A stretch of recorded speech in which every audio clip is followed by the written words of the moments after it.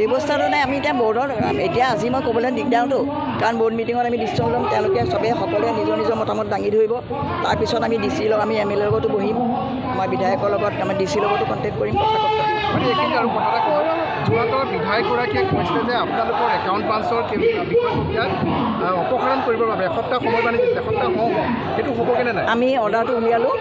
আজি বোধহয় ওলাই যাব মানে তেওঁ সেই একাউণ্ট ব্ৰাঞ্চৰ পৰা আঁতৰাব নে তেওঁ সহায়কাৰী হিচাপে ৰাখিব বৰ্তমান তাৰমানে আমাৰ ধৰি লওক একাউণ্টছ বহুত একাউণ্টছ আছে চাই আছে তেওঁ আজিয়ে যদি পটককৈ মই উঠাই দিওঁ আমাৰ নিজৰ আমাৰ দৰমহা চৰমহা কথা দিগদাৰ হ'ব গতিকে তেওঁ সহায়িকা হিচাপে থাকিব আমাৰ FM গোটেই একাউণ্ট চাব কিমান দিনলৈকে থাকিব সেই যেতিয়ালৈকে ক্লিয়াৰ নহয় এই কথাখিনি কামখিনি তেওঁলোকে একাউণ্ট গোটেই একাউণ্টবিলাক ক'ত কি আছে আৰু আজাদ চৌধুৰীৰ লগত আপোনালোকৰ এখন যেতিয়া টেণ্ডাৰ খুলিছিলে সেইদিনাখন আমি দেখা পাইছিলোঁ হতাহতি হৈছিলে আপুনি বহি আছিলে মিটিঙত আছিলে বাহিৰত সেইটো হৈছিল নে নাই আমি দেখা পাইছিলোঁ বাহিৰত মইতো ভিতৰত আছিলোঁ ন বাহিৰত কিবা তৰ্কাতৰ্কি হৈছিল পাইছিলে কথাবোৰ আপোনালোকেতো জানে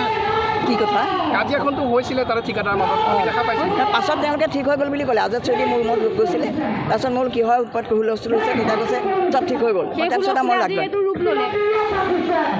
সেইটো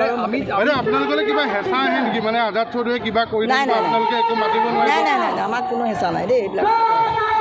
আজাদ চৌধুৰী যিখন মাটি দখল কৰা বুলি কৈছে তাৰ পৰা পৌৰসভাই কৰ পায়নে আগতে পাইছিলে নাজানো আমি অহা দিনৰ পৰা আমি কৰ লোৱা নাই আপোনালোকে নাপায় 2022 চনৰ পৰা আমি আমাৰ কোনদিনাখন উঠাই দিবলগীয়া হ'ব গতিকে কৰ ল'লে আমাৰ দিগদাৰ হ'ব আমি কৰ নাই লোৱা আপোনালোকে কৈছিলে যে মাটিখিনিৰ কথা তেওঁ আগতে জনাইছিলে নে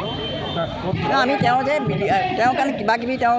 এগেইনষ্টত কেছ টেছ হৈ থাকে বুলি শুনিছিলোঁ মই উকিলৰ লগতো কথা পাতিছিলোঁ যে কেছখন কোনোবাই দিয়ে কিন্তু আগ নেবাঢ়ে তাৰপিছত কেছখন তেনেকৈ থাকি যায় এতিয়াও ডিছপুটেড হৈ আছে নেকি এতিয়াও আইনৰ আওতাত আছে নেকি কোৰ্টতে আছে আদালতত আছে নেকি আছে আদালতৰ বিষয়টোতো আপোনালোকে তেনেকৈ পটককৈ নোৱাৰিব নোৱাৰিলোঁ সেইটোৱে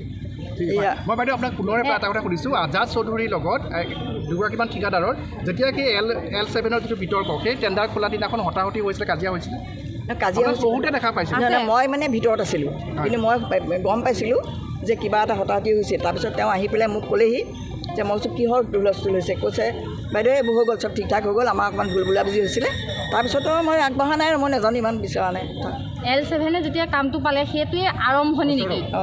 নহয় আচলতে L7ক দিবলগীয়া হ'ল কেলৈ আমাৰ সেই আগৰ আমাৰ এখন মিটিং আহি আছিলে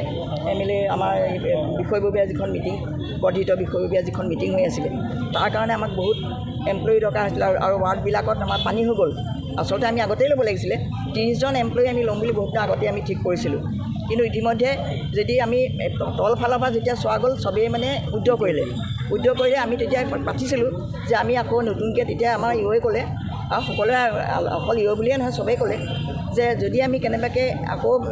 মানে টেণ্ডাৰ কৰিবলৈ যাওঁ গতিকে প্ৰচেছ বহুত দীঘল হ'ব ইমিডিয়েট আমাৰ মিটিং 5-3 দিনৰ পিছত আমাৰ মিটিং আছে গতিকে আমি সেই হিচাপত তেওঁক মানে দি দিয়া হৈছিলে অন্য কথাই বৰ্তমান যোৰহাটত লেবাৰ কিমান আছে পৌৰসভাৰ ওৱান মানে কনজাৰ্ভেটিভ চব মিলাই পেলাই 190 বিল আছিল খানা যিটো অভিযোগ উত্থাপন কৰিলে মাটিখিনিৰ কথাটো গম পালেও বাকী বিষয়বোৰত এতিয়া আপোনালোকে পৰ্যায়ক্ৰমে আগবাঢ়িব নে কি হ'ব আমি চব কথাতে আমি আগবাঢ়িম এতিয়া আমাৰ মিটিঙত সেইদিনা আলোচনা হ'ব নেক্সট আমাৰ যিটো বৰ্ড মিটিং হ'ব বৰ্ড মিটিঙত সেইটো আলোচনা হ'ব ৰাজহুৱা কৰিব আপোনালোকে কৰিম নিশ্চয় আমি আইনমতেই যাব লাগিব নহয় চব কথা কিমান দিনৰ ভিতৰত এনেকুৱা এটা উত্তৰ পাব বুলি বিল আছিল খানে আপোনালোকক যথেষ্ট প্ৰশ্ন কৰিছে গতিকে এটা ধৰি লওক এমাহ 2 মাহ 3 মাহৰ ভিতৰত ৰাইজে খবৰ এটা পাব আমি তেওঁলোকক আমি কণ্টেক্ট ৰাখিব কৈছোঁ আমি এৰি নিদিওঁ আমি যিটো কাম কৰিম সেইটো ভালকৈ কৰিম